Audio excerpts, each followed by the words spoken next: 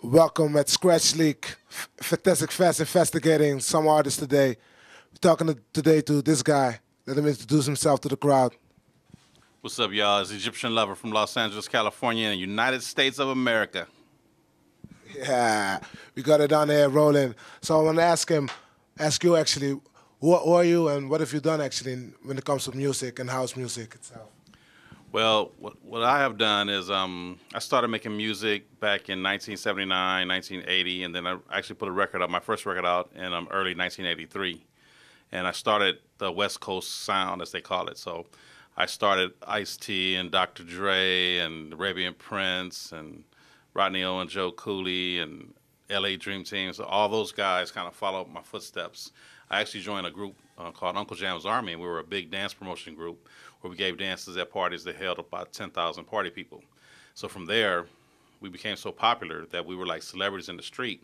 So from there, we were actually forced to make our own records to play at our parties.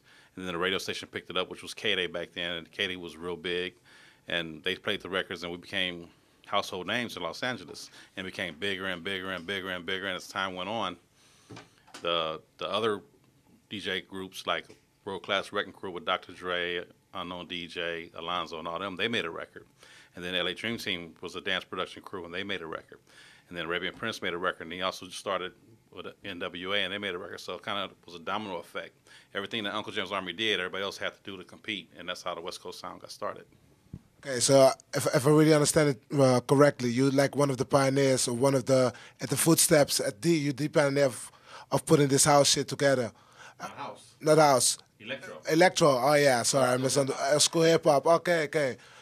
And what do you think of the developments right now when it comes to music these days now? Does anything change? I think a whole lot of this shit changed, but how do you feel about it actually, about the development that's going on right now in this present time? I love all music from way back in the 80s when I first started all the way till now. I mean, even now today, people are still sampling and recreating the music that they did in the 80s. Like Missy just did a new song called Music Makes Me Lose Control. It was a bite off some of the 80s songs, like from Juan Atkins and Cybertron. And then Sierra's doing a whole bunch of recreating that kind of stuff. And a lot of groups, I mean, Black Eyed Peas just recreated one of my songs, My Beat Goes Boom, and they also used I Need a Freak to make My Humps, and it was a big hit. So all that music is coming back again, and it sounds good all over again. I just released a new album, Platinum Pyramids, and people think that I'm a new artist because they never heard of me before. Then they finally find out, they see me on MySpace, say, wow, you've been doing records since 80, 83? It's cool. And so the sound is back, and electro is making another movement all over again. Okay, and how do you feel about the sampling of your sound, when they use the samples? How do you feel about that? Well, I hear my samples in pretty much every kind of music. I heard it in rock, I heard it in house, I heard it in trance, I heard it in ghetto tech. I mean, I hear it in everything. I really don't mind. Unless they join with a big major label, then I'm going to go after them and look for some money. But if it's a small label and they're just starting out, I started out as a DJ also. So I don't mind if they sample a little bit. That don't mean go out there and sample your ass off. Checking on MySpace, man. Checking the cat on MySpace. That don't mean sample your ass off. If you got some money, go ahead and kick a brother down. If you don't, you're struggling and you didn't make that much, then I ain't going to bother you. If I find out you rolling a Benz, you breaking me off some 20s. What do you use to create your own music, or what do you use nowadays, actually? Well, back then I used everything that was out back then. I mean, the emulator, the 808, and a lot of keyboards that was out back then. Nowadays, you can find programs like Reasons and Fruity Loops. The new Fruity Loops 808 sounds great. Sounds great. I love the way I kicks out the drums. Yes. It's really like... Fruity Loops, it's not expensive. You can get it. It's real easy to work. It programs just like an 808, so I would suggest using Fruity Loops or Reasons. Fruity Loops Reasons, yeah. That's one of my favorite programs, actually, Reason. Like the way how it's built up and the different... Well, for the old school people, Reasons is the way to go because it's just like a studio, and you can flip the chord, flip the machines around, use the chords. For the new people just starting out, go with Fruity Loops. Fruity Loops, yeah. Fruity Loops. I like the sound of the gun, and especially now with the function that you can record now, actually, so you can sample all the things, you record directly inside. You don't need to deal with the short things we used to do. I remember cutting it really but now they really pumped it up to a new level now. That's dope. That's pretty good. So Fruity Loops, I need to get sponsored.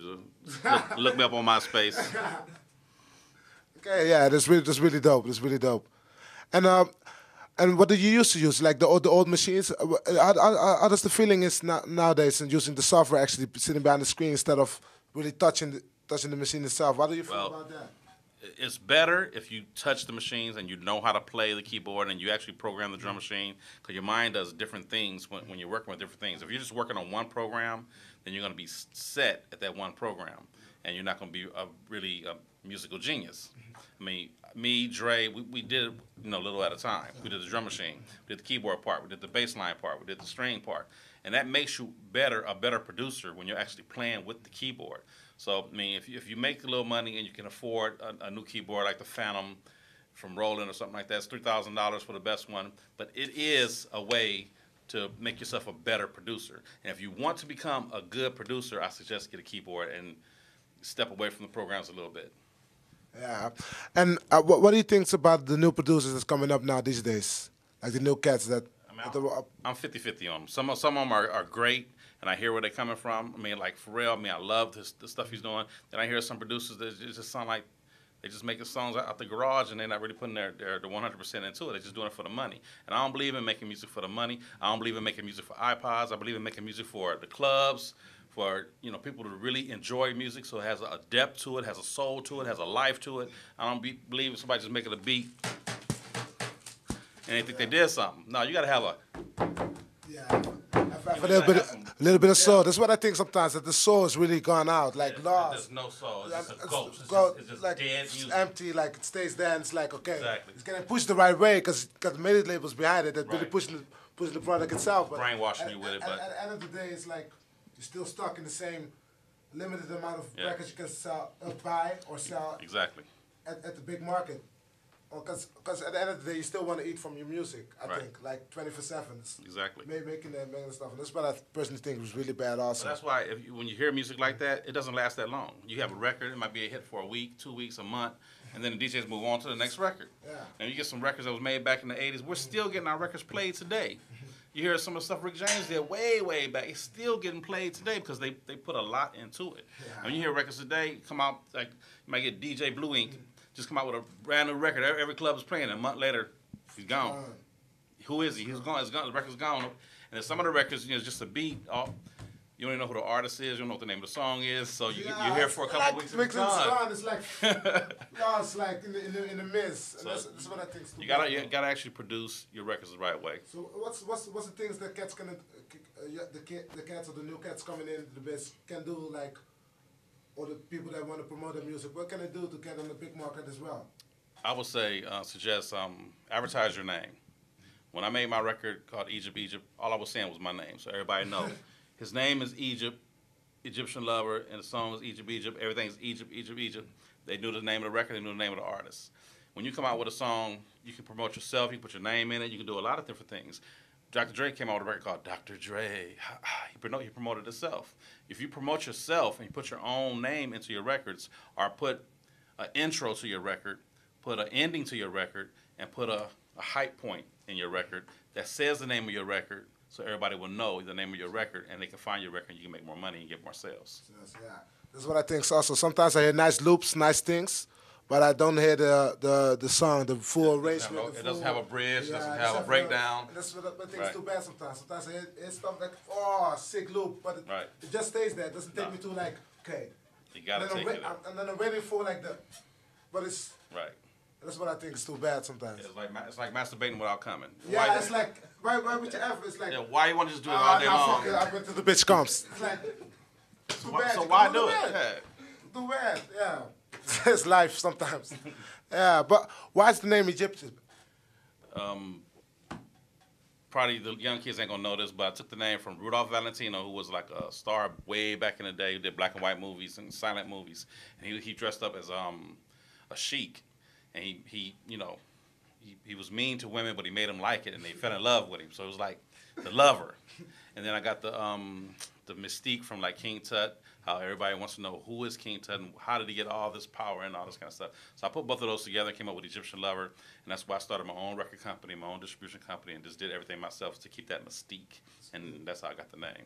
Okay, nice. And what are your upcoming plans for the future? Right now, I just put out a new album called Platinum Pyramids. It has about 12 songs on it. I'm working on a new album for late 2007, And I'm just going to keep doing music because a lot of people just still love that kind of music. A lot of new people are getting back into it. So I'm just going to keep making music the way I make music. I'm not going to change for anybody. I'm not going to change hip hop for the money. You know, I'm doing it because I love to do it, and that's how I did it from day one, and that's how I'm going to do it forever. Just like to make your music the way you want to make your music. It's my label. I can do whatever I want to do, and I'm going to do it. You got your freedom. I like that, man. That's a nice conversation. What's Scratchleague TV with the Egyptian lover coming soon. One of my freaks is calling me. I got to get back with y'all.